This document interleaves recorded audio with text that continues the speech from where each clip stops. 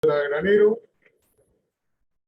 informe cómo se va a desarrollar un poco la exposición y cómo pueden hacer ustedes sus preguntas. Así que bueno, le doy la palabra a la doctora Granero para que ella comente un poquito el tema de las preguntas y el desarrollo de la actividad.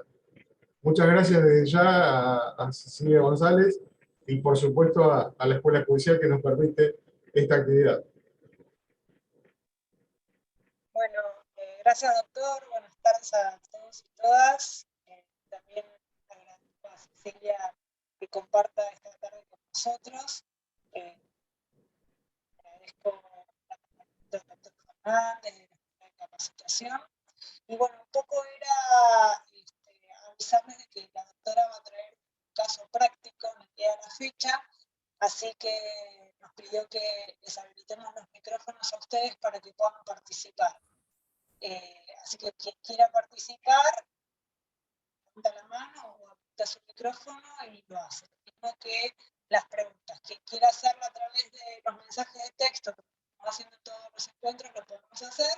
Yo después se las le transmito las preguntas a la doctora, o quien las quiera hacer verbalmente también puede habilitar su micrófono y hacerlo.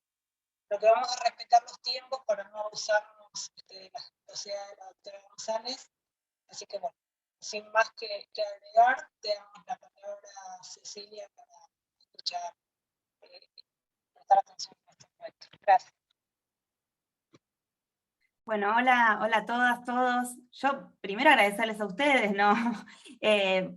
por la convocatoria, por la invitación, por permitirme con tan amplia audiencia este intercambio, y porque siempre es un desafío y una gratitud también poder presentarles a otras personas parte del trabajo que desde la Comisión, y desde la Comisión sobre Temáticas de Género, de la Defensoría General de la Nación, venimos desarrollando. Así que muy agradecida por la invitación, muy contenta, y espero que las reflexiones y el intercambio que podamos tener en el día de hoy, y también el próximo encuentro, bueno, les sea de utilidad y bueno, pueda ser provechoso en ese sentido. Así que ya gracias a ustedes. Voy a compartir pantalla, así que aguárdenme un segundo, voy ahí. ¿Están viendo? Sí, se ve la pantalla. Bárbaro. Bueno, espérenme que hago una corrección más, así puedo tener ahí la visión de todos. Ahí estamos. Bueno, estuvieron en el encuentro pasado conversando con Raquel Asensio sobre cuestiones vinculadas a la aplicación androcéntrica del derecho, sobre cuestiones vinculadas a qué venía a proponer o qué tenía de interesante los desarrollos de la teoría legal feminista en el análisis dogmático del derecho penal. Y la propuesta del día de hoy es ir a supuestos más específicos, ¿no? La idea de hoy es trabajar sobre legítima defensa, en contextos de violencia de género, y la semana que viene la propuesta es que podamos trabajar sobre imputaciones de mujeres por delitos contra la vida, pero dirigidos hacia sus hijos. Voy a contarles un poquito de qué se va a tratar el encuentro de hoy. Me interesa primero hacer una presentación sobre cuáles son los obstáculos en la aplicación de la legítima defensa para mujeres imputadas en contextos de violencia, especialmente haciendo hincapié en cuáles son las observaciones que de la teoría legal feminista hace muchos años se viene planteando respecto a las dificultades que la interpretación tradicional de esta causal de justificación tiene. Luego me interesa contarles buenas noticias, contarles un poco cuáles son los avances hasta el día de hoy en el reconocimiento de esta causal de justificación en estos contextos de violencia. Y luego, como les adelantábamos en la presentación, me propongo traerles un caso práctico que, bueno, ya les contaré de qué se trata, en donde está preparado para que podamos tener un primer intercambio con la audiencia, y a partir de los desafíos que un caso concreto nos trae, bueno, sacarnos dudas, pensar colectivamente en la construcción de este conocimiento. Finalmente, me interesa presentarles qué está diciendo la Corte Suprema de la Nación en relación a los casos de legítima defensa en contextos de violencia. A mí particularmente me preocupan algunos últimos precedentes, entonces me interesa también, bueno, si tenemos después espacio para otro intercambio, bueno, escuchar también cuáles son sus opiniones, o qué impacto piensan que puede tener algunos de estos precedentes, considerando, bueno, justamente la incidencia que tiene las sentencias de la Corte en otros tribunales. Bueno, entonces, pasando ya a lo que nos convoca, les voy a contar, probablemente muchas de estas cuestiones ya las tengan vistas, pero bueno, para partir de un punto común, que ya desde la década del 80, por ejemplo, Larrauri en España fue una de las pioneras en señalar esto, que desde los estudios feministas del derecho penal, se señalaba que había una aplicación discriminatoria de la legítima defensa a las mujeres que se defienden de su pareja violenta, ¿no? Y esto en distintas contextos culturales jurídicos, ¿no? Es un patrón que se repite incluso hoy en España, en Alemania, hay estudios también en el ámbito anglosajón, por supuesto en Argentina, a nivel regional también estos problemas se detectan, y lo que vienen a señalar es que la interpretación tradicional de la causal de justificación deja afuera a las mujeres imputadas. Y esto está muy vinculado con lo que seguramente conversaron en la clase anterior, o en el encuentro anterior, respecto a la aplicación androcéntrica del derecho, ¿no? La idea de que, bueno, el derecho trata a las mujeres como los hombres ven y tratan a las mujeres, ¿no? Entonces, bueno, para dejar señaladas una de las dificultades o de obstáculos en la interpretación dogmática de esta figura, que reitero, es algo que se reitera como patrón, más allá de la descripción típica, digamos, del Código Penal, es algo que se reitera como patrón en muchos contextos jurídicos.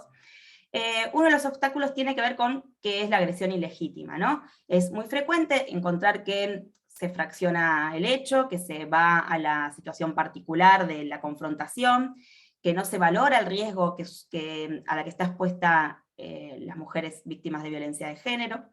Entonces queda desdibujado uno de los primeros requisitos de esta causal. Luego, otro obstáculo está vinculado con la inminencia de la agresión. Que a pesar de que por lo menos en nuestro Código Penal no es un requisito legal, no es un requisito vinculado, digamos, con la legitimación de la causal, es una de las cuestiones por las cuales mayormente queda excluida la figura de la legítima defensa en estos casos, ¿no? Suele demandarse que la defensa se concrete mientras se produce la agresión, y lo cierto es que si se espera la agresión puntual, muchas veces la defensa suele ser ineficaz. Entonces ahí tenemos otro problema de aplicación, si consideramos la interpretación tradicional de la dogmática. Luego tenemos otro conjunto de problemas respecto a cómo interpretamos la necesidad del medio empleado. Es muy frecuente encontrar la exigencia que la víctima recurra a otros medios supuestamente más accesibles, supuestamente más adecuados, menos dañinos, ¿no? La cuestión de la proporcionalidad, o se le exige expresamente que debió aguantarse o irse de la casa, y por lo tanto queda excluido, digamos, no se verifica el requisito de la proporcionalidad o de la necesidad del medio empleado. Acá nuevamente es muy frecuente que se fragmente la agresión, que se analice de manera binaria, ¿no? Por ejemplo, no sé, golpe de puño versus cuchillo o la utilización de un arma, sin entender, digamos, sin ver la película completa, que de lo que vamos a hablar en unos minutos más, respecto a el riesgo latente que implica estar inmersa en una situación de violencia de género, de una violencia doméstica, y vamos a ver si también en otros supuestos. Entonces lo que sucede es que en apariencia la reacción defensista aparece desproporcionada. Entonces estos son digamos, así muy sucintamente, un conjunto de problemas que desde la interpretación androcéntrica del derecho deja excluida la aplicación de la legítima defensa en estos casos. Luego tenemos obstáculos probatorios. que en primer lugar, bueno, se reproducen aquí problemas de recolección y valoración de la prueba que ya fueron detallados. Bueno, hay mucho material cuando la mujer aparece ya digamos, identificada como víctima en el proceso, ¿no? Podemos seguir a la jurisprudencia de la Corte Interamericana y también de otros foros internacionales respecto a cuáles son las deficiencias del Estado y por lo tanto las fallas que hay en la debida diligencia en recolectar y valorar la prueba que se hace sin perspectiva de género. Partiendo desde esa problemática, ya más específicamente yendo a cómo se investiga una situación que se quiere embarcar en una situación de legítima defensa, encontramos problemas de recolección y valoración en la prueba que hace a la agresión ilegítima. A la agresión ilegítima puntual, si se quiere, del hecho que generalmente queda como acotado a una situación concreta, y también del contexto de violencia de género, que como vamos a ver es fundamental para poder abordar estos casos. Digamos, ¿a qué me refiero estos problemas? Problemas de identificación, de cuáles son los antecedentes que pueden acreditar que la mujer estaba en contexto de violencia, problemas en los que queda fuera del proceso o no se valora las lesiones, digamos, las lesiones que sufre la mujer en el contexto de la defensa misma. Eso, por ejemplo, los fallos de la Corte son dos situaciones que se repiten digamos, en dos de los casos que la Corte analizó, la Corte Suprema. Uno de los problemas era ese, había quedado totalmente desdibujado, no valorado las propias lesiones que la víctima, que la mujer había sufrido, la mujer imputada. Problemas de admisibilidad, muchas veces ni siquiera esa prueba ingresa al proceso, porque se considera que no está vinculada, o que no es necesario incorporarla. Bueno, y si se incorpora, como decía, un problema de valoración. Y esto nos lleva también al problema de la falta de credibilidad en las declaraciones de las mujeres, ¿no? Que, claro, están imputadas, declaran bajo indagatoria, entonces, bueno, se podría decir que existen, bueno, ciertos recaudos que se puedan tomar respecto a la valoración de una declaración tomada en ese contexto. Lo cierto es que cuando sus descargos se vinculan con contextos de violencia, y especialmente si son violencia doméstica, digamos, sabemos, se caracterizan por episodios que ocurren en el espacio privado, en donde no es frecuente que haya testigos directos, que cuando los hay, muchas veces son hijos, hijas, o sea, menores de edad, con lo cual aparecen otras dificultades respecto a cómo, si se toman esas declaraciones y cómo se toman, y después cómo se valoran. Y bueno, por lo tanto pesa sobre estas declaraciones prejuicios vinculados a estereotipos de las mujeres criminalizadas, ¿no? La idea de mujer mendaz, de mujer que declara de determinada manera para obtener algún rédito, bueno, o mejorar su situación procesal, y respecto a la falta de credibilidad que se da tradicionalmente a las mujeres víctimas de violencia por no cumplir con un estereotipo esperado, con un comportamiento esperado. Entonces la falta de credibilidad es otro problema probatorio. Y finalmente, y lo dejo más como pregunta, digamos, está la cuestión de cómo se aplica el principio de indubio pro reo sobre las cláusulas de justificación. Acá, si uno va como a la biblioteca, puede encontrar distintas posiciones respecto a cómo se reparten esas cargas probatorias entre la Fiscalía y la defensa. Lo cierto es que la pregunta sería, digamos, por ejemplo, qué ajustes sobre esas teorías habría que realizar a la luz de la debida diligencia estatal reforzada, que señala que el Estado tiene una obligación mayor de investigar, digamos, una obligación estricta de investigar la violencia de género. Entonces, bueno, aquí planteados cuáles son los obstáculos probatorios. Y luego tenemos el uso de estereotipos, la presencia de estereotipos, que puede presentarse de manera explícita o de manera tácita. Y algo, bueno, yo no hice esta aclaración, yo hablo desde la defensa, ¿no? Entonces un poco es, lo que le venimos a proponer es estrategias de defensa con perspectiva de género, y sobre esto lo que quería decir es, una defensa eficaz implica estar atento permanentemente y vigilando a lo largo del proceso la presencia de estereotipos para poder visualizarlos y desarmarlos. y hay una serie de argumentaciones que ahora voy a señalar que se pueden hacer sobre ello, pero digamos, esto le cabe, por supuesto, si es que hay presentes en la sala desde otros, personas de otros poderes, también, por supuesto, hay una obligación en relación al uso de estereotipos, tanto de la Fiscalía y del Poder Judicial. Pero bueno, volviendo a la cuestión de cómo pensar. Entonces, bueno, la aclaración es esa, que el ejercicio que yo estoy haciendo en esta presentación es pensar las estrategias de defensa, pero esto cabría traducirlo para otros roles institucionales. Y bueno, en relación a los estereotipos de género, lo que yo les quería como dejar como una muestra de cómo inciden tanto en la interpretación del derecho como en la valoración de la prueba. Ustedes saben que los estereotipos de género son preconcepciones respecto a cómo determinada persona, por pertenecer a un grupo social determinado, tiene que comportarse, y por lo tanto es un prejuicio, y lo que genera es una alteración en la valoración tanto de la aplicación del derecho como en la valoración de la prueba, que hace, por ejemplo, que los juicios se hagan en función no de los hechos incorporados al proceso, sino a preconceptos. Entonces les traje un ejemplo que van en paralelo, ¿no? Por ejemplo, en el ámbito de la doctrina, bueno, acá cité una, doctrina alemana, en relación a cómo se valora en la legítima defensa la necesidad del medio empleado, la proporcionalidad. Una cita dice: el deber de actuar consideradamente y preservar del daño a la otra parte es aquí tan destacado que el agredido no puede emplear un medio defensivo posiblemente mortal cuando, por su lado, solo tiene que temer una lesión corporal leve. Entonces, ¿qué está diciendo esto? ¿No? Bueno,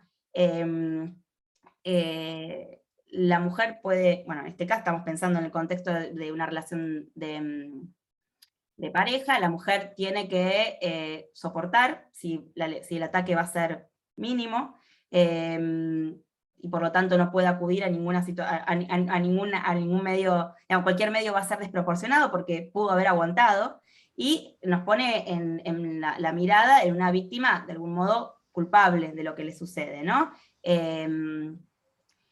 Y esta misma mirada estereotipada se puede presentar en el ámbito de la valoración de la prueba.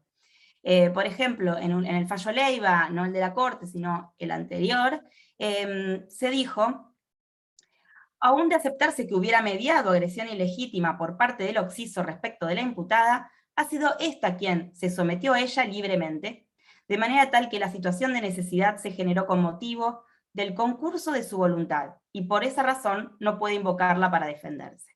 Bueno, está claro que esto es una mirada sobre una víctima culpable, responsable de lo que le sucede, que ha estado presente durante muchos años respecto al abordaje de la problemática de la violencia doméstica, ¿no? La idea de que la mujer maltratada, como se denominaba en algún tiempo, era masoquista, ¿no? Como, bueno, está ahí porque de algún modo algo le gusta de ese vínculo.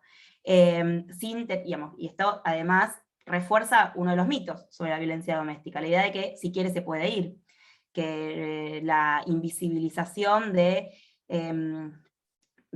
otros factores que operan para que esa situación se mantenga, ¿no? Digamos, la no visualización de las dificultades que las mujeres tienen a nivel social, psicológico, institucional, para pedir ayuda, o la falta de consideración de los riesgos a los que se exponen muchas de ellas cuando piden ayuda. Bueno, en definitiva, lo que está reforzando es la idea de víctima culpable, esta afirmación. Lo que me interesaba mostrarles es cómo puede estar tanto presente en la interpretación del derecho como en la valoración de la prueba, y algo que quizás podemos trabajar la semana que viene, porque hoy no sé si va a dar el tiempo, es qué tipo de argumentación respecto al uso de estereotipos podemos presentar, porque, bueno, la Convención de Belém do Pará, la CEDAW prohíben el uso de estereotipos, es una valoración prohibida, y hay mucha jurisprudencia en la Corte Interamericana señalando que afecta el acceso a la justicia sin discriminación. Y ahí tenemos una línea de argumentación. Otra línea de argumentación que es mucho más fuerte en el ámbito del comité CEDAW es que el uso de estereotipos afecta a la imparcialidad judicial, ¿no? Pensemos que estamos hablando de un prejuicio, entonces que lo que se valora no es en función de los hechos objetivos, sino en función de preconcepto. Entonces también tenemos una línea de argumentación vinculada a la imparcialidad judicial. Y podríamos hacer ejercicio respecto a otras garantías, ¿no? El principio de culpabilidad, digamos. Podríamos pensar esto, tomar los estereotipos en serio, implicaría poder hacer un ejercicio sobre su vinculación con otras garantías penales.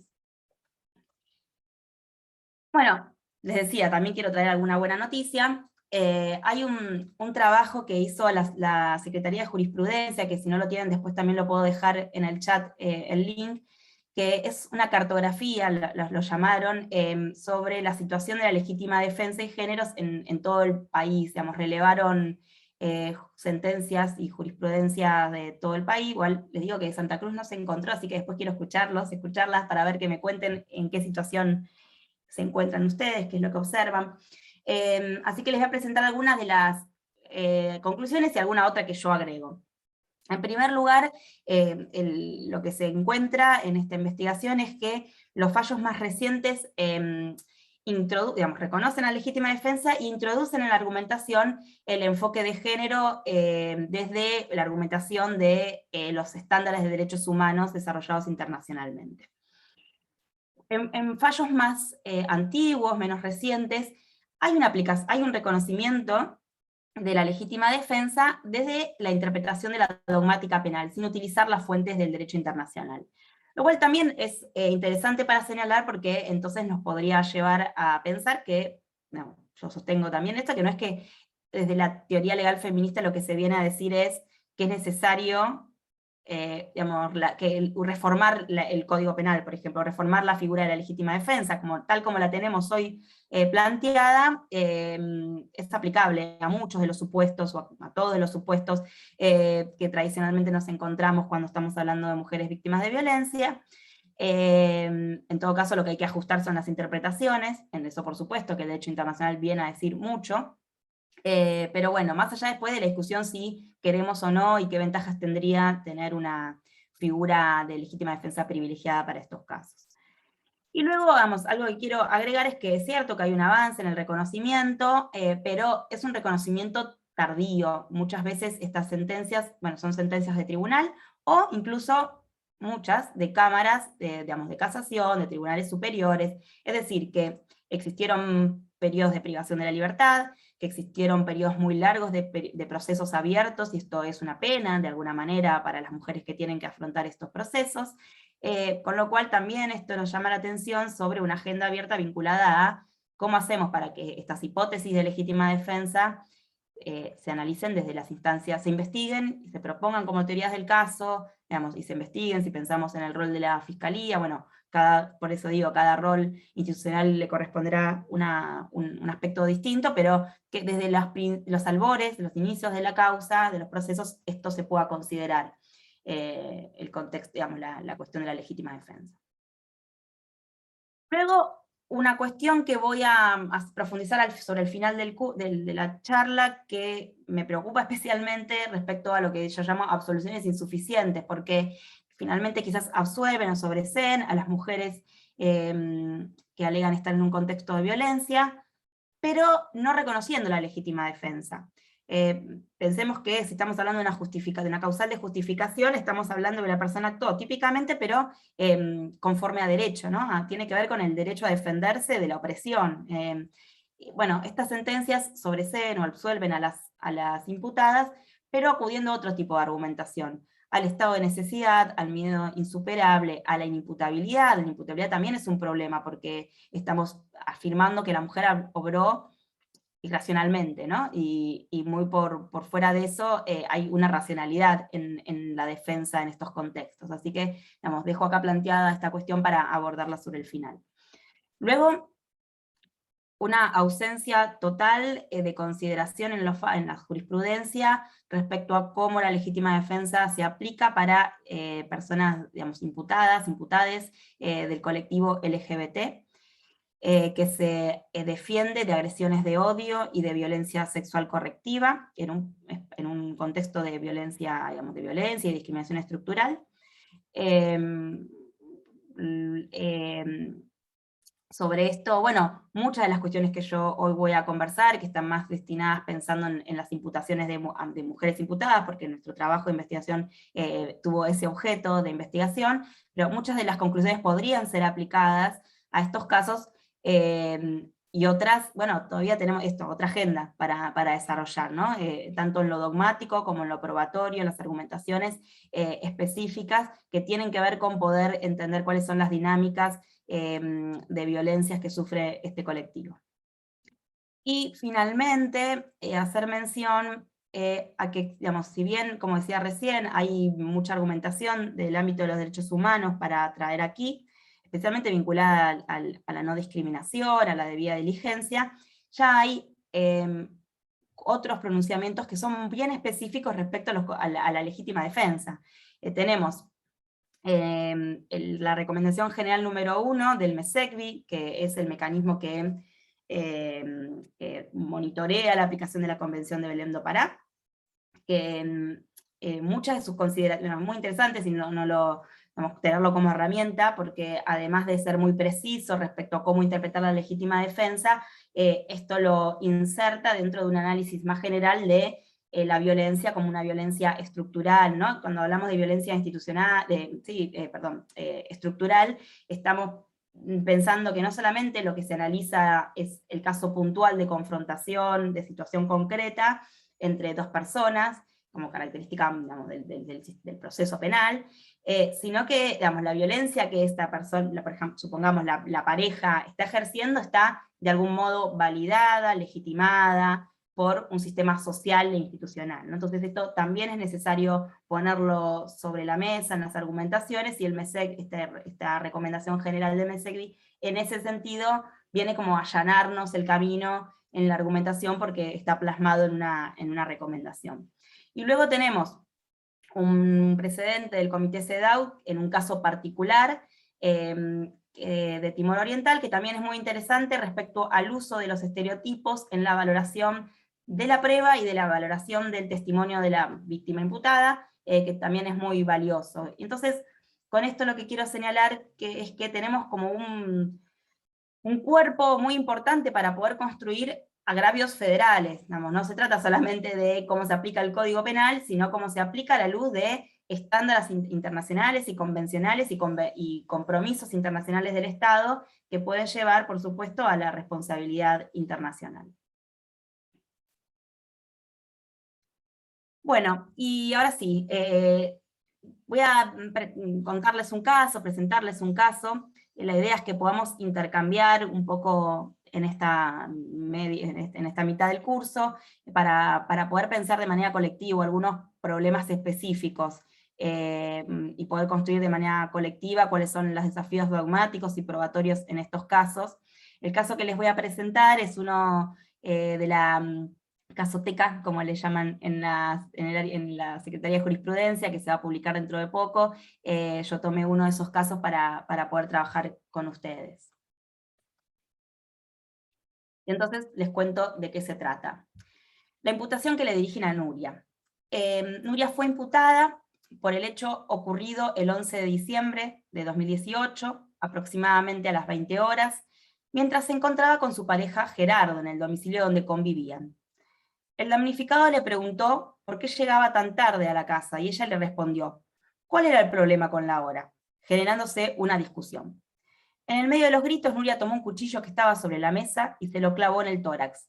Las heridas fueron de tal gravedad que pusieron en riesgo la vida de Gerardo. A partir de esta imputación fiscal, la pregunta es qué aspectos tendríamos que indagar para construir una teoría del caso de la defensa. Entonces aquí me interesa escucharles un poquito. Escucharlos, o si quieren mandar algún intercambio por el chat. Eso les iba a decir, el que quiera habilitar su micrófono lo puede hacer, y si no pueden escribir en el chat y yo le leo las preguntas a Cecilia. O no solo preguntas. Bueno, ahí Ceci hay María Aike Montserrat Munín pone antecedentes de violencia, contexto, no necesariamente denuncias instadas. Sí, hola, ¿me escuchan? Hola. Sí, quizás es un poco lo que venías relatando, o sea, indagar no solo el hecho puntual, sino toda la historia que precede a esa pareja y que seguramente ha desembocado en esa agresión. Quizás analizándola fríamente y sin perspectiva de género, podría ser una agresión desmedida, ¿sí? El medio empleado no era proporcional con la agresión, pero justamente en base a lo que estabas hablando, si analizamos la historia de esa pareja, podríamos considerar que estamos ante un caso de justificación. Sí. Es mi opinión, Cecilia. Sí, sí, porque especialmente, y también con respecto, ahora un comentario también respecto a la otra intervención, ¿no? En general nos viene como, bueno, recortada esa descripción de los hechos, lo que tenemos como primer premisa, que esto no es suficiente, que tenemos que ir a buscar algo más. Bueno, el contexto, yo lo voy a repetir durante todo este curso, todo el tiempo, contexto, contexto, contexto, porque es necesario situarnos en el momento concreto que estaba, en la situación concreta que estaba aquella persona, aquella mujer, en el caso que estamos trabajando, para poder dimensionar de qué se trataba, para poder dimensionar la situación imputada. Y después hacían una intervención anterior respecto a, claro, no solamente denuncias previas, ¿no? A veces o no instadas, y ahí también tenemos un tema con la prueba. Bueno, esto, primero, ¿qué pasa cuando hay denuncias previas? ¿Y qué pasa cuando no las hay? ¿Qué otro tipo de prueba podríamos incorporar o ir a buscar? Reitero, lo estoy pensando desde la defensa, pero si hay otro auditorio me lo hacen saber, porque también tiene que ver sobre cuáles son los protocolos de investigación de la Fiscalía. Uno lo podría pensar también así. Así como hay protocolos para investigar femicidios, por ejemplo, y esto implica un checklist sobre las cuestiones de contexto que se tienen que ir a buscar, bueno, uno lo podría pensar, podría hacer este ejercicio también, ¿no? ¿Qué pasa cuando a la Fiscalía se le presenta esta imputación y tendría que ir a buscar, sí o no, otras hipótesis posibles? Bueno, hay dos intervenciones más en el chat. Ana María Castellano dice que habría que evaluar si había violencia anteriormente en la pareja, si habían celos y controles. Lorena Andrea Roldán dice si hay antecedentes de denuncias previas, la edad de las personas, nacionalidad, grados de estudios alcanzados, si hay hijas menores de edad. Bueno, saber la interseccionalidad para construir la perspectiva de género. Romina Saúl dice indagar el rendimiento laboral de la mujer, carpetas médicas, historias clínicas en instituciones médicas. Stephanie Ortola dice qué condiciones de vulnerabilidad, esperen que se me fue para arriba, espérenme qué condiciones de vulnerabilidad se encuentra la mujer. Gianela Asenjo dice tratar de acceder a la película completa a través de medios probatorios como testigos en un sentido amplio, incluyendo por ejemplo a la familia en base a que esta violencia se da en el ámbito de intimidad, para entender si existió violencia de género, evaluar si existieron o no denuncias, establecer pericias que determinen cómo ha sucedido el hecho para entender qué sucedió, pericias psicológicas para la víctima, que ayuden a entender el estado emocional de esta. También si la mujer trabaja o no. Habría que ver cómo Nuria tuvo que valerse de un cuchillo para poder defenderse, que generalmente esas situaciones se dan en la cocina. Juliana Massa. Alejandro Ramos dice escuchar primero a nuestra defendida. Gianela Ibarra, cómo se vincula la mujer con su entorno desde que inició esta relación y si su comportamiento cambió. Sofía Dreuniac, de la situación fáctica del inicio de la discusión por el control horario podría desprenderse una situación de dominación y o sometimiento. Edurne Subimendi dice que es necesario historizar, reconstruir el proceso para entender cómo se llega a esa forma de resolución de la situación. Esas son algunas intervenciones por chat. todo lo que dijeron está perfecto. Voy a tomar algunas cuestiones, está perfecto todas las ideas que propusieron. Una, sobre el final que dijiste, lo de escuchar a nuestra defendida, ¿no? Hay todo un trabajo que tenemos que hacer desde la defensa sobre cómo se toman las entrevistas, cómo se genera cómo se pregunta sobre la violencia, ¿no? Porque muchas veces, bueno, quizás en estos casos aparezca un poco más fácil, pero en otros supuestos de imputación a veces se complejiza mucho más. ¿Qué pasa cuando, bueno, no siempre se puede preguntar de manera directa, digamos, no siempre está tan claro, o la persona puede querer contarlo, o poder identificarlo incluso, porque si está tan naturalizada la violencia, muchas veces no la puede identificar tampoco como tal. Entonces, tenemos también como agenda, por eso es lo que vamos a poder resolver ahora en este encuentro, pero un trabajo para hacer respecto a cómo se hace la escucha, cómo se toma la entrevista, y cómo se hace un proceso, ¿no?, de acompañamiento o de entrevista. Perdón, tengo acá un gato que está por tirar una cantidad de libros. Cómo se hace esta escucha en relación a las imputadas, cómo se genera ese vínculo, porque puede ser que no aparezca en una primera entrevista y que haya que ir desarrollando estrategias de comunicación a través del tiempo, digamos. Y estoy pensando especialmente en muchos casos que también se ven, en donde no aparece de una esta defensa por parte, digamos, esta presentación de la legítima defensa por parte de la defensa, porque tiene que ver con que hay un proceso de desnaturalización de la propia persona, ¿no? Entonces también hay que acompañar ese proceso. Eso en primera cuestión. Después también hablaron de poder identificar el poder, digamos, hablaron de los celos y del control. Me parece que tenemos que tener esta cuestión como muy presente. Cuando hablamos de violencia de género estamos hablando de un ejercicio del poder, digamos, o de una violencia que se basa en una distribución inequitativa del poder.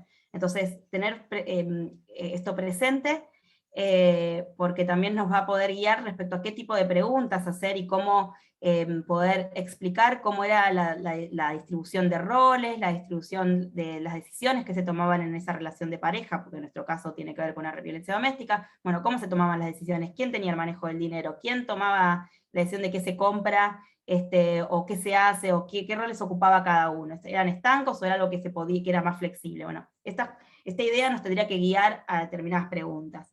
Y lo de historizar, por supuesto, no solamente historizar la relación de pareja, de ese vínculo, sino también de la historia de la propia mujer, cómo fueron sus otras parejas. Muchas veces los vínculos, historias previas, también van a poder explicar mucho respecto a la situación en la que esa mujer se encontraba inmersa. Digamos, contexto, lo que le llamamos pensamiento situado, ¿no? Como, esto que ustedes ya lo dijeron, digamos, situarlo en un territorio y en una realidad bien concreta. Y luego sí pensar que no siempre vamos a encontrar la prueba directa y que entonces va a ser muy importante buscar otros indicios de corroboración del testimonio. Sí, un poco esa es la pregunta que le seguía, o la opinión que le seguía. Dice, María Monserrat puso tener presente que no siempre se van a encontrar las pruebas clásicas, un poco lo que decías vos. Exacto. Acá reinan las declaraciones de la imputada, son hechos que suceden generalmente en la privacidad de la pareja y sin testigos. Alejandro Serra dice que existen casos en Cava en los que para probar que el delito ocurrió en un contexto de género, víctima mujer, se instaura la figura de testigo experto. En este caso se podría intentar lo mismo, porque la mejor herramienta defensiva sería probar que el hecho ocurrió en este contexto. Jorge pone que hay que investigar el modo en que el hombre se vinculó con las exparejas, y Ana Carolina pone que sus otras parejas y en la familia donde creció. Perfecto. Una cuestión más, así paso a la siguiente cuestión, es que además, pensando nuevamente en cuáles son los argumentos que tendríamos que presentar, hay todo un bagaje de argumentos vinculado a cómo se valora la prueba, ¿no? Y entonces tener presente los estándares de valoración de la violencia, o de valoración de la prueba sobre la violencia, que es muy importante, poder argumentar por qué no vamos a encontrar prueba directa, y entonces digamos, hay que hacer una evaluación integral de todos los indicios, ¿no? Esto lo dejo planteado porque no es el objeto de la presentación, pero hay ahí también toda una cuestión para desarrollar más allá de la dogmática en sí de la legítima defensa. Y bueno, entonces no nos quedamos solo con la imputación, tenemos que ir a buscar más. Eso estaríamos de acuerdo todos y todas. Entonces, bueno, Nuria declara. ¿Qué dice Nuria? Fui yo no quise lastimarlo así. Cuando llegué a casa más tarde de lo habitual, Gerardo estaba enfurecido. Comenzó a insultarme y a golpearme como otras veces. No es la primera vez que pasa. Hace muchos años él me pega, especialmente cuando no quiero tener relaciones sexuales. Yo no denuncié porque no tenía dónde irme con mis 2 hijos. Hace un tiempo que me acerqué a un centro cultural donde hay otras mujeres que me entendieron y conversamos sobre los derechos de las mujeres. Incluso comencé a ir a un taller de autodefensa. Ese día había ido al centro cultural. Las compañeras me invitaron a ver una conferencia de prensa que daba la actriz Thelma Fardín, porque denunció a D'Artés por el delito de violación. Bueno, por eso no llegué tarde a mi casa, porque me quedé en el centro cultural. Gerardo me empezó a insultar, a amenazar y me golpeaba. Yo pensé que otra vez me iba a pegar fuerte, como otras noches. Ahí vi el cuchillo tramontina que estaba sobre la mesa, me quise defender, no quise lastimarlo. Bueno, tenemos esta declaración, entonces la pregunta ahora, ya pensamos en la prueba posible, tenemos la declaración de ella, la idea es cómo pensamos la legítima defensa en términos dogmáticos con perspectiva de género. No sé si alguien quiere hacer algún comentario a la pregunta. Si no, puedo avanzar yo y vamos... Perdón, que no podía habilitar. Acá pusieron María Florencia Olivera, pone también es importante no buscar a la víctima perfecta, toda vez que la persona violentada muchas veces llega a sobreadaptarse a la situación de vida naturalizando la violencia como método de supervivencia. Sí, esto es algo, escuché parcialmente porque se escuchaba lejos, pero entiendo que tiene que ver sobre la identificación bueno, podría ser el síndrome de indefensión aprendida, por ejemplo, ¿no? A nivel psicológico.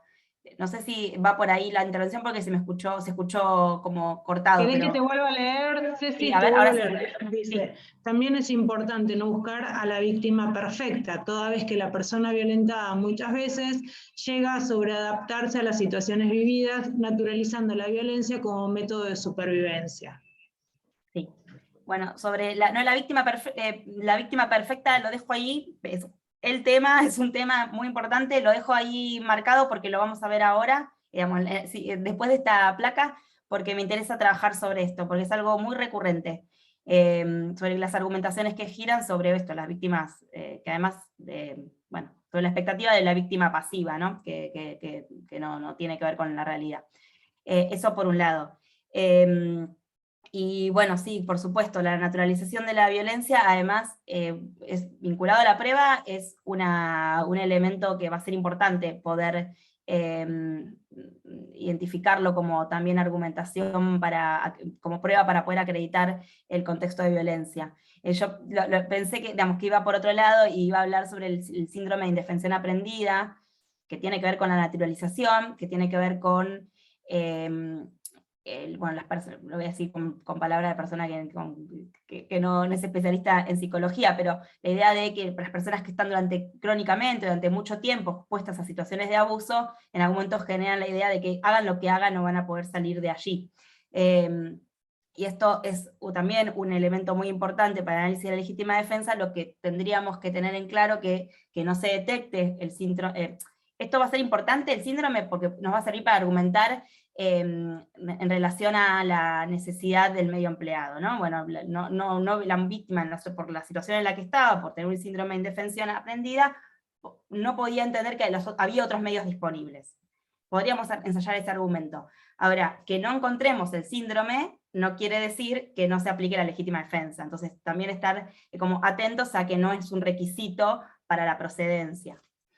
Y digamos, después también, quizás me voy mucho de tema, pero también tener en cuenta que bueno, hay cuestionamientos respecto a esta exigencia, porque implican un poco considerar que la mujer actúa irracionalmente. Y es lo que decía anteriormente, hay una racionalidad en defenderse, no es que no pudo frenar su reacción, digamos, no hay una irracionalidad, sino hay una acción racional de defenderse ante una situación de opresión y de violencia. Pensando en los elementos dogmáticos, entonces, de la legítima defensa, bueno, la primera cuestión tiene que ver con qué es la agresión ilegítima. Entonces, podríamos pensar primero, bueno, lo que ya señalaron, en la necesidad del análisis contextual, no ir al análisis dicotómico de cuchillo versus, en nuestro caso, cuchillo versus puño, sino hacer un análisis más completo, que ponga en claro el carácter permanente y continuo de la violencia doméstica. Y en lo que tiene que ver con, con la argumentación legal, tener en cuenta la definición de violencia de género o violencia contra la mujer de la Convención de Belén do Pará, y también la 26485, también tiene ahí tenemos ahí mucho para argumentar. Respecto a la actualidad o la inminencia de la agresión, les decía que no es un requisito que esté legalmente previsto, pero es un elemento que en realidad es importante para entender la necesidad del medio empleado, ¿no? La inminencia se exige porque cuanto más cerca esté la realización del riesgo, menos alternativas hay de acudir a otros medios menos perjudiciales para evitar el daño. Entonces, primero tener en cuenta eso, que se vincula en realidad a la necesidad del medio empleado y no es un requisito del tipo, si se quiere, de la legítima defensa.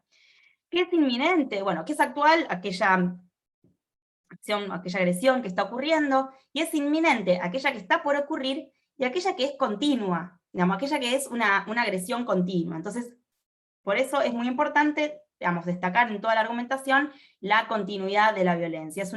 Podemos pensarlo como equipararlo a los delitos continuados, digamos, es un riesgo latente, permanente, y aunque haya momentos de aparente tranquilidad, es latente la realización de un nuevo ataque en estos contextos.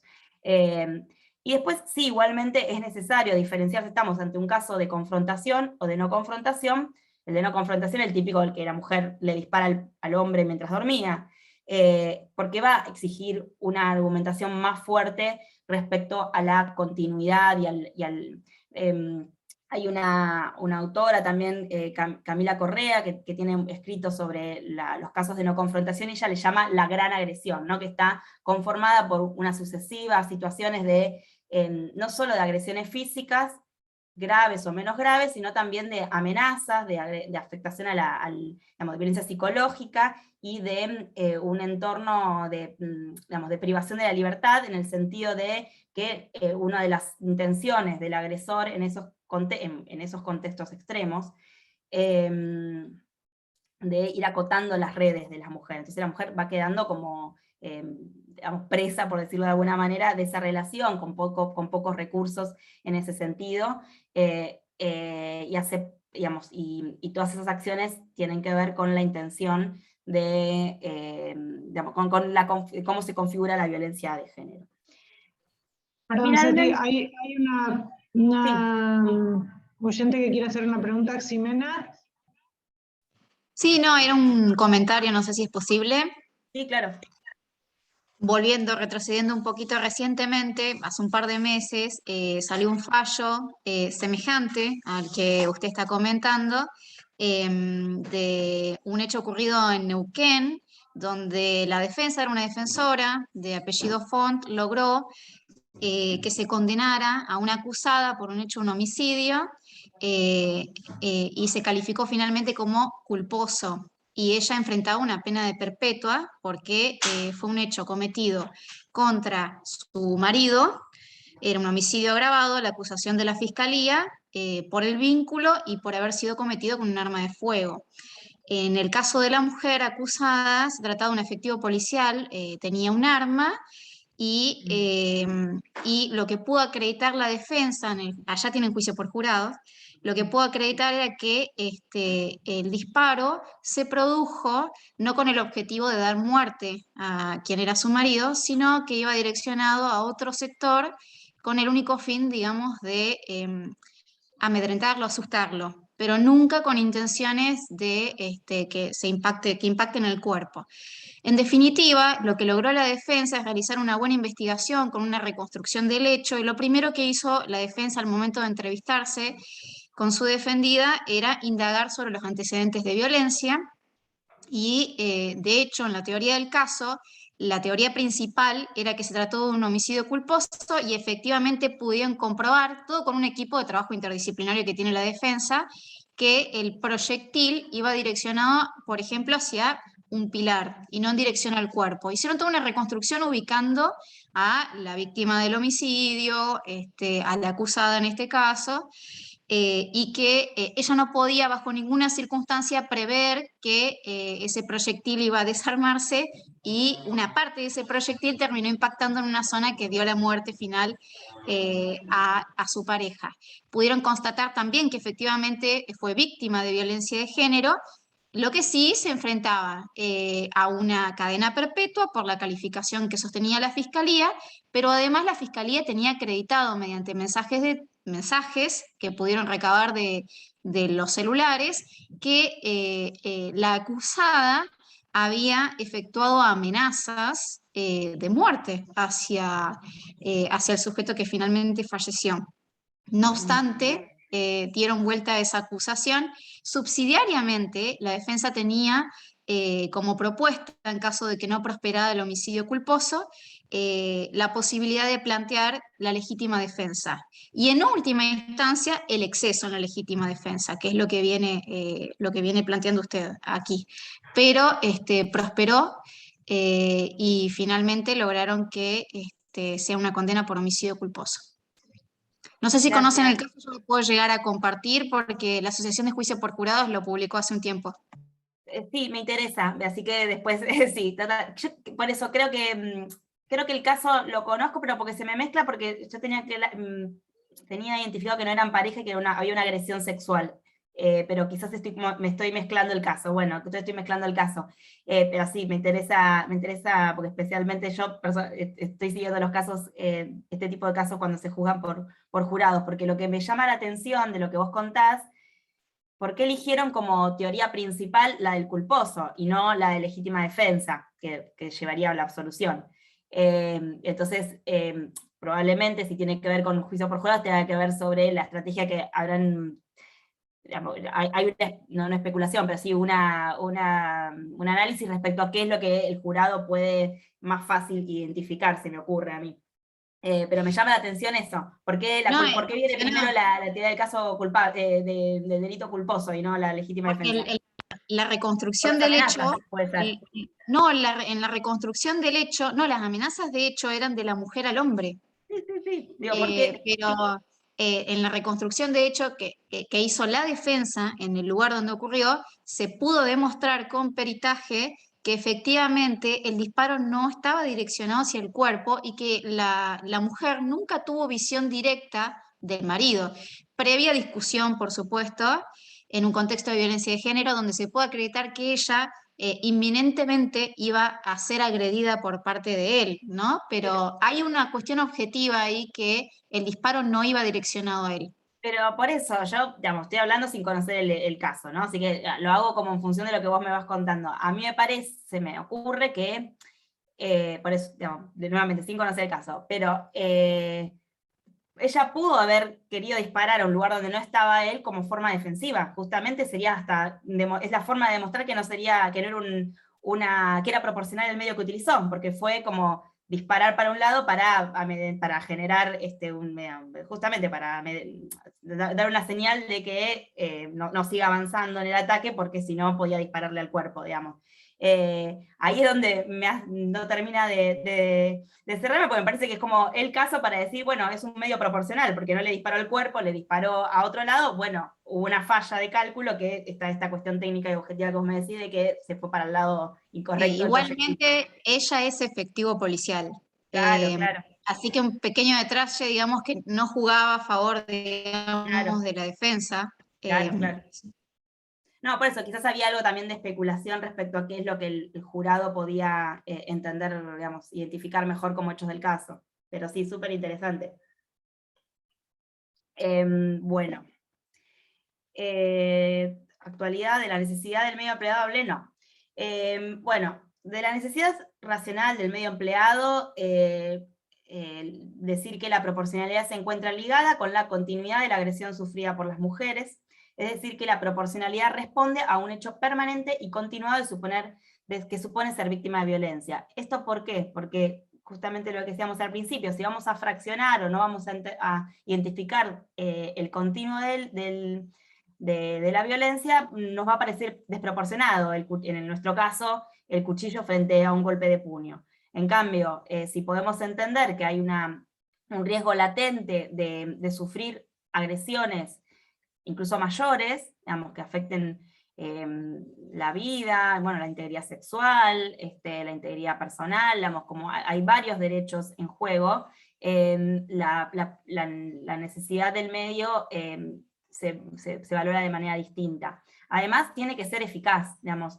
Esto lo dice Roxin, que digamos, es doctrina, digamos, bueno, nosotros la usamos mucho, pero no está pensado desde el feminismo, quiero decir, digamos, va a ser proporcional a aquel medio que, digamos, no se puede exigir un medio menos, dice así, no se puede exigir un medio menos lesivo cuando desde el inicio se sabe que no va a ser eficaz. Así que también tener en consideración esto en esta situación. Y luego también hay todo un conjunto de argumentaciones vinculadas a los medios disponibles. Y los medios disponibles es poder explicar cuáles son los obstáculos en el acceso a la justicia, digamos, poder plantear de manera situada este callejón sin salida en el que puede estar inmersa la mujer, ¿no? Porque, bueno, hay situaciones, como decíamos recién cuando hablábamos del síndrome de indefensión, pero bueno, hay otras cuestiones psicológicas que pueden estar operando, hay cuestiones sociales que pueden operar para no poder pedir ayuda o poner fin al vínculo, ¿no? Bueno, la presión social que puede existir para que una mujer no se separe cuando está con hijos, etcétera, a través de miradas más tradicionales respecto a cómo son las relaciones interpersonales, y por supuesto la disponibilidad de instancias estatales que asistan a las mujeres y que además esas instancias sean efectivas. Entonces, también ahí la necesidad de argumentar que se puede hacer para el caso concreto, y ahora podemos ir pensando en esto que planteaba una de las integrantes, de las participantes respecto a qué pasa cuando hay denuncias previas, y después en informes de diagnósticos, que hay muchos, que quizás en Santa Cruz también tengan, de alguna ONG o de alguna institución, a nivel nacional hay muchos de la Procuración, de la Defensa Pública, respecto a los obstáculos en el acceso a la justicia que enfrentan las mujeres. Así que también eso dejarlo marcado. Y respecto a la ausencia de provocación, estar atentos a que no haya ningún prejuicio estereotipado respecto a cómo se tiene que comportar una mujer en esa situación, y que lo ubiquen a la víctima como provocadora, ¿no? En nuestro caso, no se podría decir que como le contestó qué problema hay con la hora, o que llegó tarde, bueno, ninguna de ese tipo de argumentaciones podrían generar una argumentación respecto a que fue la provocadora, la víctima provocadora. Bueno, seguimos avanzando en nuestro caso, y el fiscal presenta prueba, y dice lo siguiente. Presenta prueba documental que dice que Nuria realizó en 2015 una denuncia por lesiones y amenazas en contra de Gerardo. La causa fue archivada por faltas de prueba, se valoró especialmente que se trató de una situación de dichos contradichos. Y luego otra documental, que desde una ONG, Masculinidades en Deconstrucción, que dice que en 2017 Gerardo consultó a una ONG por pedido de su esposa. De las reuniones surgía que la mujer había empezado a concurrir a grupos de autoconciencia y estaba muy envalentonada. Gerardo no sabía cómo ubicarse. Entonces, la pregunta es, ¿qué desafíos, o qué piensan que qué desafíos nos puede traer estas pruebas aportadas por el fiscal? O qué tipo de argumentación puede hacer el fiscal en este caso, y qué contrapunto debería poder hacer la defensa. Y acá los escucho. Si quieren les pongo acá nuevamente la prueba.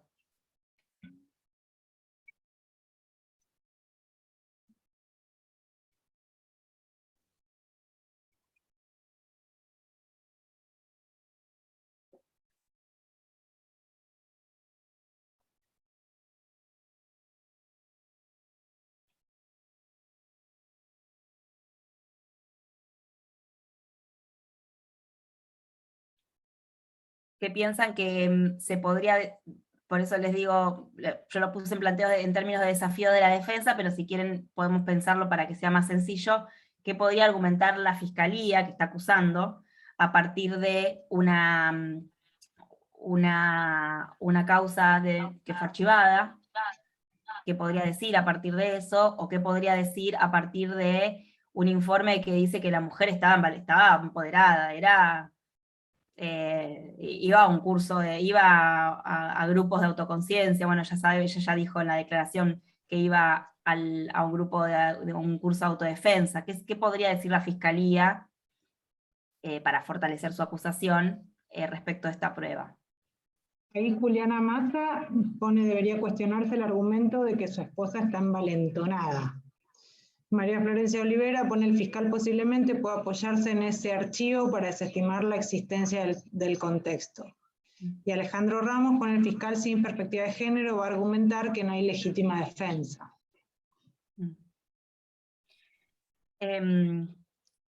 Sí, en relación a algo más. Sí, dice Alejandra Alonso, es un relato basado en el micromachismo. La fiscalía diría que no habría una situación desigual de poder, Emiliano Silvi. Sí, es este tema, ¿no? De qué pasa cuando las víctimas no se comportan como la expectativa general de una víctima pasiva, que no puede con esa situación, y que, bueno, digamos, la expectativa es de que las víctimas son pasivas, y la realidad es que las mujeres, bueno, como hablaban de los micromachismos, enfrentamos todo el tiempo situaciones de machismos graves y más pequeños, y todo el tiempo estamos desarrollando estrategias frente a eso. Entonces, si desarrollar una estrategia, digamos, a partir de vivir una situación de violencia, sea cual sea, nos pone en una situación de actividad, de agencia, y eso nos saca la posibilidad de ser identificadas como víctimas en un proceso, y por lo tanto, bueno, la desestimación o el no reconocimiento de determinados derechos, ¿no? Entonces, acá podría pesar mucho la idea de, bueno, de mala víctima. Una víctima que, varias cuestiones, una víctima que hace cursos de autodefensa, se podría decir que entonces no era víctima porque estaba asesorada por otro grupo de feministas. Se podría decir que la mujer tenía herramientas entonces para hacer otra cosa antes de agarrar un cuchillo. Que se podría decir que hay violencia cruzada, digamos, eso es y esto creo que lo habían dicho anteriormente, es un argumento que aparece mucho cuando se identifican episodios a lo largo de la historia de esa pareja en donde la mujer de alguna manera reaccionó, quizás falló, digamos, no llegó a un resultado fatal que haya sido criminalizado, judicializado, pero la mujer reaccionó a determinadas agresiones, y eso no le debería sacar la identificación de víctima de violencia. Y no se trata de violencia cruzada, la violencia cruzada supone que hay una paridad de poder en las personas involucradas. Y cuando hablamos de violencia de género, hay una desigualdad de poder, y la violencia es estructural, o la desigualdad es estructural porque está inmersa en un sistema de valores institucionales, sociales, históricos, en donde la violencia está naturalizada, como se decía anteriormente, y validada o queda impune sistemáticamente. Entonces eso envía otro mensaje tanto a la mujer como al agresor. Entonces, poder deconstruir un argumento que esté vinculado a la violencia cruzada es muy importante, porque aparte yo lo veo muy recurrentemente cada vez más esto. Y además por eso, pensar en los perfiles, en general pensamos estos casos, y además porque, digamos, existen, ¿no? Los casos de las mujeres como más grandes, con historias de vida de no sé, 10, 20, 30 años de pareja, y sistemáticamente violentadas, como es un perfil específico de mujeres a las que se les aplicaría también la legítima defensa, por supuesto, pero ¿qué pasa con estas nuevas biografías, ¿no? Las mujeres que, bueno, pueden estar haciendo un proceso de desnaturalización, pero todavía, bueno, no están todo ya están servido, por más que incluso existan muchas instituciones que se ocupen de asistir a las víctimas, no quiere decir que por sí mismas estén disponibles todos que estén disponibles otras herramientas más idóneas pensando en el elemento de la proporcionalidad del medio con el que se reacciona o con que uno se defiende. Entonces, ahí está, creo que ese desafío. Hay más observaciones. Sí. Perdón, Sí. Ro. No, decime. sí. No, decime. No, que tenés un montón de comentarios más. Bueno, entonces hago rápido esto, tenemos tiempo igual. Más o menos, bueno. Entonces voy rápido, porque así lo dejamos para el final. Y en relación a las causas archivadas, me parece que hay que argumentar que lo que falló fue la investigación, la debida diligencia del Estado, que no quiere decir que de hecho no ocurrió. La argumentación de dichos contra dichos es algo que tiene que ver con la falta de investigación y de la idea del conflicto privado, de la violencia doméstica como un conflicto privado. Voy a ir un poquito más rápido, así tengo tiempo a escucharles, y porque quiero llegar a lo de la Corte Suprema. Respecto a este caso, bueno, esto ya lo vimos. Respecto a este caso, entonces, llega el procesamiento. En el procesamiento el juez consideró que existía un exceso de legítima defensa por considerar que el medio empleado fue desproporcionado. Nos notifican de la resolución y dice el procesamiento. En el caso obró una causa de justificación vinculada con la legítima defensa ejercida por la víctima frente a una agresión de su pareja que fue repelida por un medio razonable, que no fue provocada, pero que debido a la forma en que se produjo excedió la producción del daño indispensable para repelerla. Entonces, bueno, esto lo estuvimos conversando, ¿no? ¿Qué aspectos trae la argumentación sobre la proporcionalidad del medio empleado? No sé si quieren comentar algo. La idea los comentarios que te hicieron, dice, Sí. Sabemos que en las relaciones intrafamiliares carecemos de pruebas directas o externas. Otro es, hay estereotipos de víctimas. Después, Belén Fuentes plantearía que el hecho de que del que no sepa cómo ubicarse frente al cambio de ella puede generar un aumento de la violencia de género, un aumento de riesgo. Claro. Lorena Roldán dice que como Gerardo, Gerardo cómo fue a un taller de nuevas masculinidades, por lo tanto argumentara que está deconstruido. Camila García dice, no se pusieron en valor las denuncias del 2015 y se minimizaron. Jimena Deger dice, el término utilizado para caracterizarla se podría cuestionar en el marco de la víctima perfecta. Otra oyente pone, podría tenerse en cuenta el hecho de que pese a haber denunciado situaciones violentas con anterioridad, no obtuvo respuesta estatal, ya que fue descreído su relato. La colocó en la situación de defenderse por sus propios medios. Farías Romina dice, al encontrarse envalentonada, deja de ser víctima, comienzan a funcionar los prejuicios y estereotipos. Respecto a la denuncia archivada, justamente, hoy se me fue. Perdón. No. Me perdí. Respecto a la denuncia archivada, justamente se archiva porque la valoración de la prueba debe haberse realizado sin perspectiva de género, sin tener en cuenta el contexto particular en el que ocurre la violencia de género. Juliana Massa dice, hay pericias psicológicas que cuestionan que las mujeres víctimas de violencia sexual no hayan mostrado depresión o ansiedad, por ejemplo. Jimena Deger dice también el término de que él no sabe cómo ubicarse, pareciera que lo quieren colocar a él en víctima. Indagar aún más la función, posición de cada uno en la pareja para delimitar la violencia hacia la mujer al interior de la dinámica.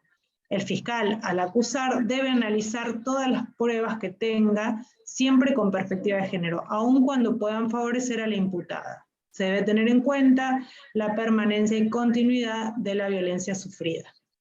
Bueno, pasé todo. Muchas gracias. Totalmente pertinente todos los comentarios. Uy, tengo un eco. Bueno, en relación a la proporcionalidad del medio empleado, en realidad ya lo dije, dejar señalado, porque en el caso este que yo les presento es, bueno, lo terminan resolviendo por exceso, pero bueno, tenemos que tener en cuenta, acá tengo un libro, por ejemplo, que, no sé si se ve, de Encarna Bodelón, que la violencia de género y las respuestas de los sistemas penales, ¿no? Entonces, lo que nos viene a traer esta investigación, pero hay, como les decía, diagnósticos locales, respecto a la ineficiencia de las respuestas institucionales, por más nuevas bocas de recepción de denuncia que existan. Entonces también tener en cuenta de hacer un análisis situado respecto a cuáles son realmente, cuán eficaces son esas respuestas y disponibles, y como decían recién, también valorar que ir a hacer una denuncia aumenta el riesgo a sufrir nuevas situaciones. Así que, bueno, dejar todas estas cuestiones planteadas para un posible caso. Voy a adelantarme ahora a plantearles qué está diciendo la Corte respecto a la legítima defensa. Y acá yo haría como el ejercicio del vaso medio lleno y el medio vacío, porque, digamos, tenemos buenas noticias en el sentido de que, por ejemplo, en el fallo Leiva, en RCE, que son casos de confrontación, se reconoció la legítima defensa en contexto de violencia de género.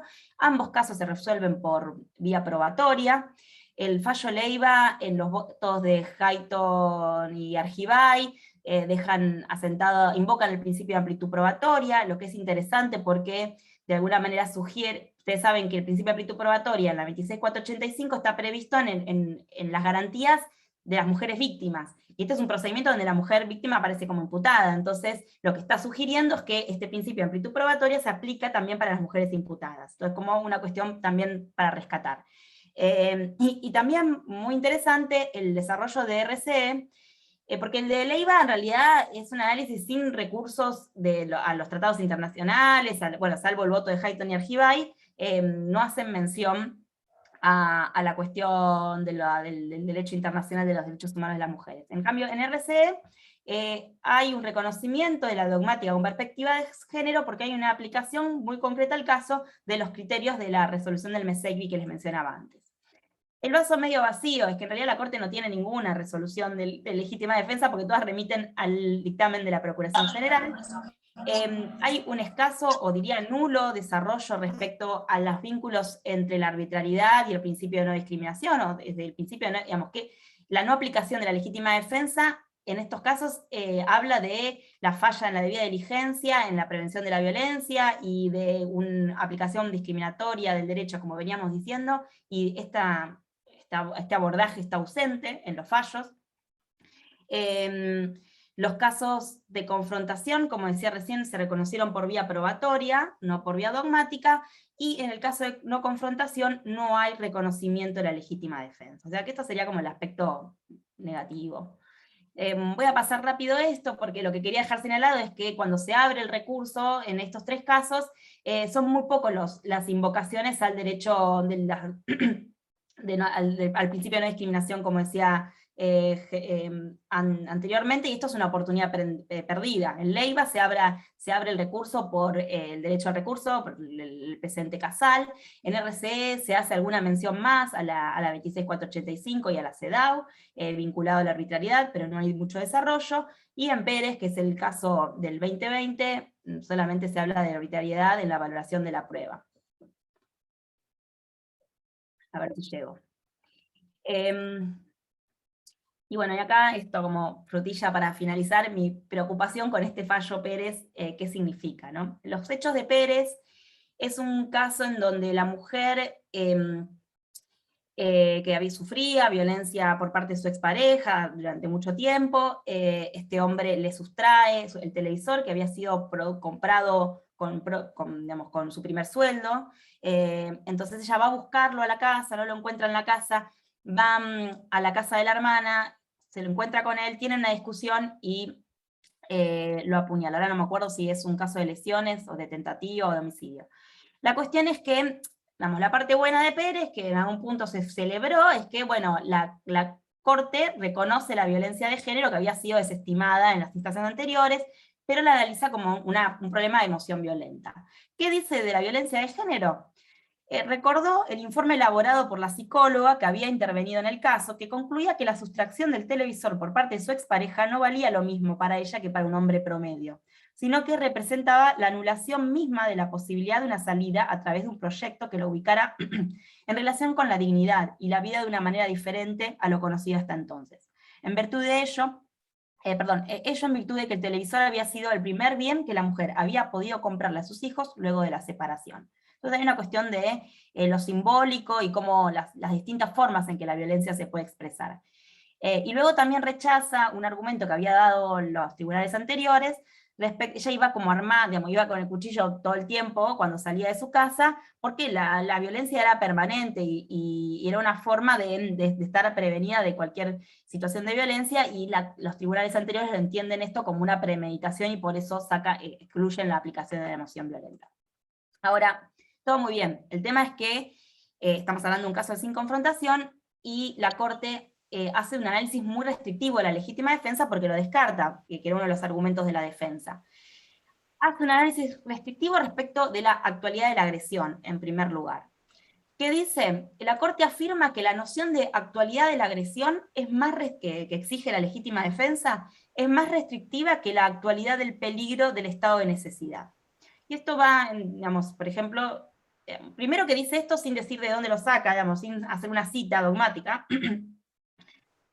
Y en segundo lugar, por ejemplo, el Mesegui tiene otra posición. Dice que una agresión ilegítima no es solo aquella que lesiona un bien jurídico, sino aquella que la pone en peligro con un peligro concreto. Entonces, excluye la posibilidad de aplicar la legítima defensa en el caso. Y además la excluye porque hace un análisis muy restrictivo respecto al medio empleado. Y acá la Corte le exige a la defensa que debió argumentar y demostrar la urgencia de actuar la mañana en cuestión, la inexistencia de otros medios, especialmente de procedimientos institucionales, para resolver la situación, y ambos requisitos según se ha visto para la operatividad de la excusa en examen. Lo que quiero señalar con esto es que lo que vengo diciendo, no hace falta solamente que los medios estén disponibles, sino que sean idóneos, que sean eficientes, que den respuestas de satisfacción a las mujeres para resolver los problemas que tienen frente a la violencia, y que no sería suficiente decir, bueno, si existe o no existe una oficina de violencia doméstica, por ejemplo, sino, bueno, cómo es el funcionamiento. Hacer una valoración contextualizada. Entonces la Corte deja como asentado que este caso pudo haber sido analizado bajo el estado de necesidad, y entonces lo que hace es equiparar los casos de defensa preventiva con los casos de peligro permanente, que son los que nosotros estamos llamando casos sin confrontación, y considera que pudo ser abordado por el estado de necesidad. Entonces deja planteada esta cuestión que yo les decía al comienzo de absoluciones insuficientes, digamos, de no reconocer el ejercicio de un derecho, que es el derecho a defenderse. Porque el estado de necesidad es una exculpación, pero es afirmar que la conducta es antijurídica.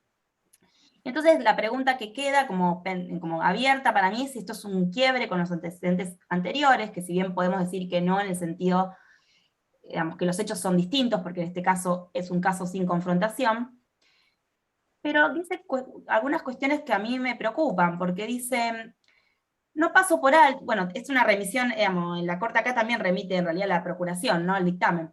No paso por alto que la doctrina y la jurisprudencia han admitido excepcionalmente, en ciertos casos extremos de violencia familiar, no la justificación por la legítima defensa, como postula la defensa, pero sí la exculpación del homicidio del llamado tirano de familia. Bueno, por eso puse epistefemicidio, hay hay toda una línea de trabajo vinculado a usar este concepto para decir cómo se borran, cómo se omite el desarrollo teórico que las mujeres feministas han desarrollado en distintas áreas del conocimiento, en este caso en el ámbito del derecho, ¿no? Porque decir que, primero porque no hay ninguna cita respecto a la doctrina feminista, cuando, por ejemplo, en el fallo de RCE sí lo existía, digamos, no hay ninguna cita, hay solamente una cita de Soler, creo, y ninguna cita respecto a los desarrollos, que son muchos, respecto a la doctrina, respecto a la legítima defensa con perspectiva de género. Y entonces habla de una aplicación excepcional, que no es excepcional, digamos, lo que proponemos es que no es excepcional, y una negación de la aplicación de la justificación, sino habla del estado de necesidad. Entonces hay un borramiento de los desarrollos teóricos de la perspectiva de género respecto a estos casos. Y a mí esto, la verdad que me parece preocupante, me parece que, bueno, tendríamos que ver cuál es la incidencia que tenga o no tenga en fallos futuros. Reitero, digamos, esto también se puede hacer de una lectura política, ¿no? Es el reconocimiento, digamos, la legítima defensa es además el reconocimiento del derecho a defenderse ante la opresión. Así que Bueno, dejo aquí, con esto finalizo. Les doy muchas gracias y los minutitos que quedan estoy a disposición para lo que quieran. Bueno, Ceci, me piden si nos podés facilitar el Power y nosotros después, si querés, me lo mandás a mí, a mi WhatsApp o a mi correo y yo se los reenvío a quienes te escucharon hoy. Por supuesto. No sé si alguien tiene alguna preguntita.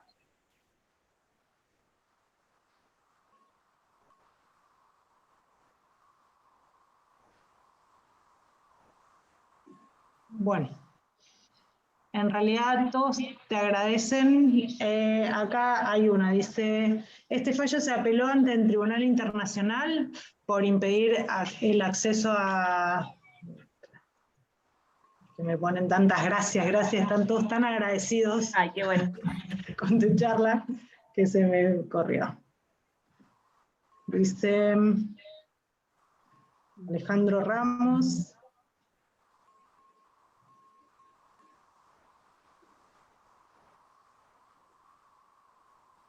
Por impedir el acceso a la justicia, entre otros derechos, y por favor si pueden compartir el material. Sí, en relación al material, les voy a pasar el Power, pero más, bueno, no sé si tienen el trabajo de, bueno, nosotros le llamamos de Obra Social, el libro sobre estrategias de defensa, y les puedo pasar también este documento que les decía de cartografía que se hizo desde la Secretaría de Jurisprudencia, porque tiene un mapeo muy interesante. Bueno, no nos queda mucho tiempo, pero podemos charlarlo después para que me cuenten cómo está el estado de cuestión en Santa Cruz en relación a esto. Y me preguntaba, me decían si fue apelado Pérez, si fue apelado a la Corte, sería súper interesante. La verdad que hasta donde yo sé, no. Sería muy bien, pero no sé si hasta donde tengo conocimiento, no. Bueno. Sí, pasanos todo el material que vos consideres, Cecilia, que nosotros a través de la escuela se lo vamos a facilitar a todos y todas. Bueno, Ceci, la verdad que muchas gracias. Todas las herramientas que has aportado hoy, sobre todo para el Ministerio Público de la Defensa y bueno, te esperamos, creo que el 28 nuevamente vas a estar vos, con una temática más que interesante, que es la imputación de las mujeres respecto a delitos contra la vida en relación a sus hijas.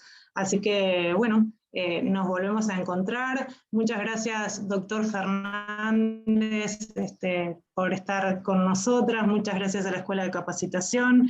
Muchas gracias a todos y todas quienes estuvieron presentes hoy, especialmente para vos, Cecilia, y nos vemos el 28. Muchas gracias. Un placer. Gracias.